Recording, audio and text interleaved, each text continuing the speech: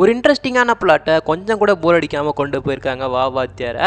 இந்த வீடியோக்குள்ளே போகிறதுக்கு முன்னாடி நீங்கள் நம்ம சேனலுக்கு புதுசாக இருந்தால் சப்ஸ்கிரைப் பண்ணிட்டு அப்படியே பக்கத்தில் ஹைப்புன்னு ஒரு பட்டன் இருக்கும், அதை அழுத்தி விட்டிங்கன்னா இன்னும் நிறைய பேத்துக்கு இந்த வீடியோ போய் சேரும். அனைவருக்கும் இனிய பொங்கல் நல்வாழ்த்துக்கள் நண்பா. வாங்க ஸ்ட்ரெயிட்டாக வீடியோக்குள்ளே போகலாம். கதையோட ஸ்டார்டிங்கில் ராஜ்கிரண் தான் காமிக்கிறாங்க. எம்ஜிஆர் ஹாஸ்பிட்டலில் இருக்க எல்லாரும் பார்க்க போகிறாங்க. அவரை பார்க்க முடியலங்கிற சோகத்தில் சரி எம்ஜிஆர் தான் பார்க்க முடியல, அவரோட படத்தையாச்சும் பார்க்கலான்ட்டு படத்தை போட்டு பார்க்குறாங்க. தேட்டர் ஆப்ரேட்டரு பாதிலேயே படத்தை கட் பண்ணுறாரு. என்னடான்னு கேட்டால் எம்ஜிஆர் செத்துட்டாரு 3:30 மணிக்குன்னு சொல்ல எல்லாரும் அப்படியே கண்ணீரோடு நின்றுட்டுருக்க. அதே டைம் ராஜ்கிரனுக்கு பேரப்பிள்ளையும் பிறக்குது. அங்கே ஹாஸ்பிட்டலில் போய் பேரனை பார்த்தா பேரனோட உள்ளங்காலில் மச்சம் இருக்குது. எம்ஜிஆருக்கு இதே மாதிரி மச்சம் இருக்கதா கேள்விப்பட்டேன்னு சொல்ல சார் எம்ஜிஆர் தான் திருப்பி பிறந்திருக்காருன்னு நினச்சிக்கிறாரு. அதுக்கப்புறம் எம்ஜிஆரோடைய படமாக நம்ம ஹீரோக்கு போட்டு காமிச்சு வளர்க்குறாரு கொஞ்சம் கொஞ்சமாக. அதுக்கப்புறம் ஒரு நாள் ஹீரோக்கு லாட்ரியில் கிட்டத்தட்ட ஒரு 50,000 அடிக்குது. இதை ஓடி வந்து தாத்தா கிட்ட சொல்ல, ஆனால் அவரு உழைக்காத காசு எந்த காசுமே நமக்கு வேணான்னு எம்ஜிஆர் சொல்லியிருக்காரு, அதனால நமக்கு இந்த காசு வேண்டான்னு அந்த லாட்ரி சீட்டை கிழிச்சு போட்டுறாரு. அப்போ இருந்து நம்ம ஹீரோ எம்ஜிஆரோட படத்தில் வர நம்பியார் கேரக்டர் இவரோட பவர்ஃபுல்லாக இருக்குது, எந்த ஒரு கட்டுப்பாடும் இல்லை, ஜாலியாக வாழ்கிறாங்கிற மாதிரி நம்பியாரை ஃபாலோ பண்ண ஆரம்பிச்சிடுறாரு. அதுக்கப்புறம் நம்ம ஹீரோவும் தாத்தா ஆசைப்பட்ட மாதிரியே என்னதான் போய் போலீஸில் சேர்ந்தாலும் அங்கேயும் நிறையா லஞ்சங்கள்லாம் வாங்கிட்டு இருக்க. அப்படி தான் ஒரு நாள் ப்ரொடியூசர்கிட்ட லஞ்சம் வாங்கின கேஸில் ஹீரோவை சஸ்பெண்ட் பண்ணிடுறாங்க. இந்த விஷயம் தாத்தாவுக்கு தெரியக்கூடாதுன்னு ஹீரோ தாத்தாவோட கண்ணாடியை மறைச்சி வச்சிடுறாரு. அப்போ தான் தாத்தானால படிக்க முடியாது அப்படின்னு. என்னதான் தாத்தா மேலே கோவமே இருந்தாலும் தாத்தா மேலே அளவு கடந்த ஒரு அன்பு பார்த்திங்கன்னா நம்ம ஹீரோவுக்கு இருக்குது. அதனால தான் இப்படி பண்ணுறாரு. இந்த சோகத்திலே போய் பாரில் தண்ணி அடிச்சுட்டு வெளியே வர அப்போ ஒரு பொண்ணு நின்று எதையோ பார்த்துட்ருக்கு. யாருமா நீ இங்கே நின்றுட்டுருக்க, வா ஒன்று என்னமோ கொண்டு போய் ட்ராப் பண்ணிட்டு வரேன்னு சொல்லி நம்ம ஹீரோ கொஞ்சம் வழிய நம்ம ஹீரோயின் ஏன்ட்டே வண்டி இருக்குது நீங்கள் கிளம்புங்கிற மாதிரி கிளப்பி விட்டுறாங்க. ஹீரோயின் அந்த பக்கம் போன உடனே ஒரு கார் வேகமாக போகுது. போய் சட்டார்னு ஒரு பிரேக் அடிக்க அங்கே ஒரு சின்ன ஆக்சிடென்ட்டு. அப்போ நம்ம ஹீரோ தான் ஸ்பாட்டில் இருக்கார். உள்ளேருந்து ஃபோனை அன்லாக் பண்ணிட்டு அங்கே கால் பண்ணி பார்த்தா பெரிய சாமின்னு ஒருத்தங்களை காமிக்கிறாங்க. அவருக்கு கால் பண்ணி உங்களோட ஃபோனை ஆக்சிடென்ட் பண்ணிட்டான்னு சொல்ல உடனே அவரு நான் உனக்கு என்ன ஹெல்ப் வேணுமானும் பண்ணுறேன், ஆனால் இந்த மேட்ரு வெளியே வரக்கூடாதுன்னு சொல்ல உடனே நம்ம ஹீரோவும் இப்போ நீங்கள் பெருசாலாம் எதுவும் பண்ண வேணாம், இன்னொரு 6 மாதம் சஸ்பெண்ட் பண்ணியிருக்காங்க, அதை மட்டும் எடுத்து விடுங்கன்னு சொல்ல சரி அதை நான் பார்த்துக்கிறேன்னு சொல்லிடுறாரு.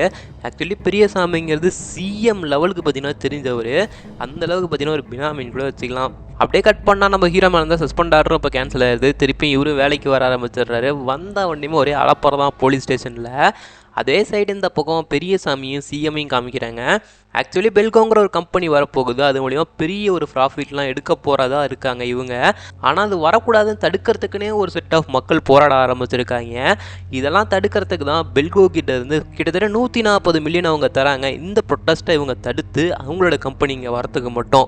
இதை போய் பெரியசாமி சிஎம் கிட்ட சொல்ல அதனால இவங்களே தனியாக ப்ரொட்டஸ்ட் பண்ணுறதுக்கு ஆட்களையும் இறக்கி பொதுமக்களை சுட்டுத்தள்ள போகிறதா இவங்க பேசிகிட்டு இருக்க.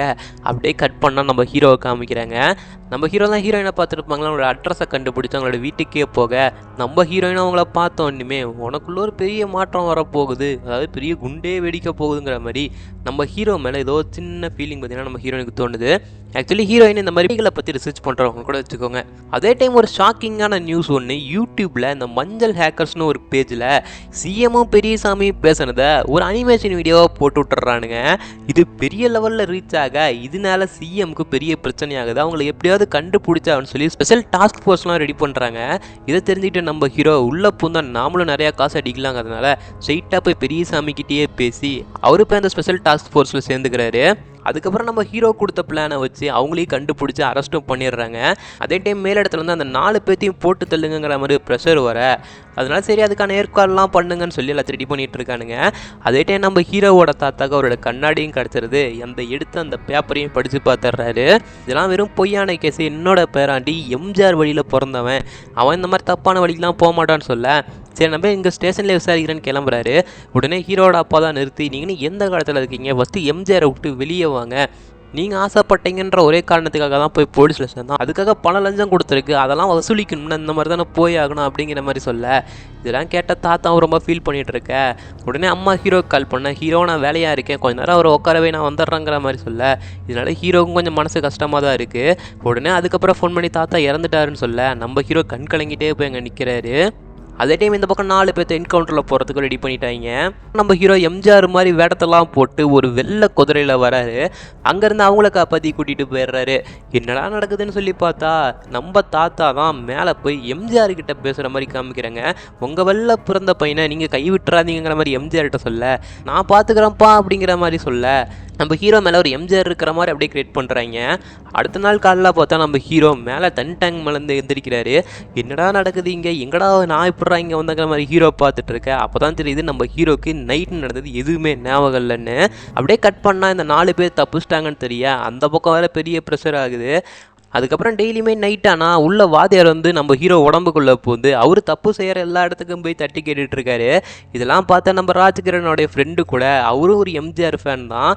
அவரும் நம்ம ஹீரோவை பார்த்தோன்னே வா வாத்தியாரன்னு சொல்லி இன்னும் கொஞ்சம் ஹைப் ஏற்றி விட இவர் டெய்லி நைட்டு இதே மாதிரி போயிட்டுருக்கா. ஆனால் இதெல்லாம் நம்ம ஹீரோக்கு எதுவுமே தெரியல.